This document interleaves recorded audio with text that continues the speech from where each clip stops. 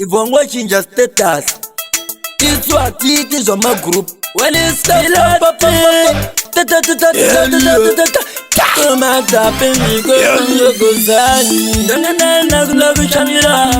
baby ndukuziyonga nemirira mai mwana mumoyo ndikudzidzirira azichimbomira ndakandiri kumagitari ndokubaza baby kunokuhorai asi mai mwana kumbando yako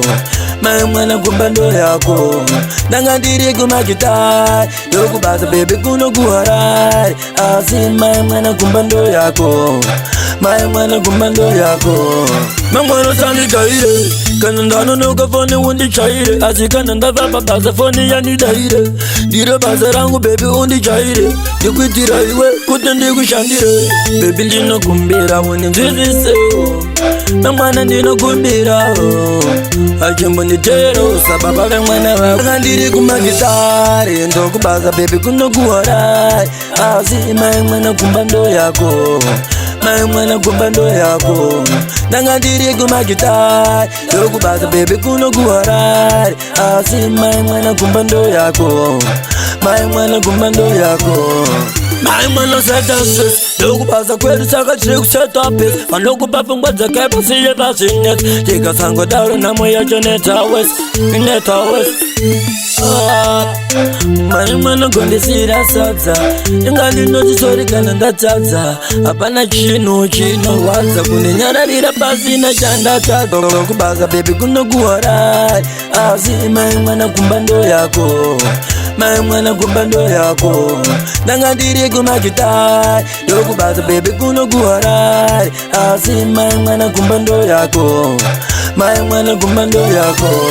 mamwana sandigaire kana ndanonoka fone undichaire asi kana ndavapa basa fone yandidaire ndiro basa rangu baby undichaire ndikuitira iwe kuti ndikushandire baby ndinokumbira uninzwisise mamwana ndinokumbira achimbonditero sababa vemwana vako akandiri kumagitari ndokubasa baby kunokuhorai asi mai mwana kumbando yako mai mwana kumbando yako ndakandiri kumagitari ndokubasa baby kunokuhorai asi mai mwana kumbando yako mai mwana kumbando yako mai mwana setases ndokubasa kwedu saka tiri kuseta pesi vanokupa pfungwa dzakaipa siye pasineti tikasango dauro nhamo yacho netawes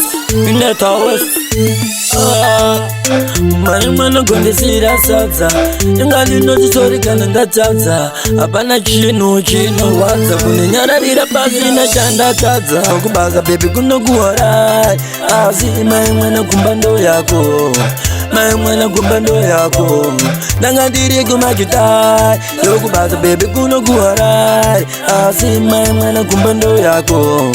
mai mwana kumbando yako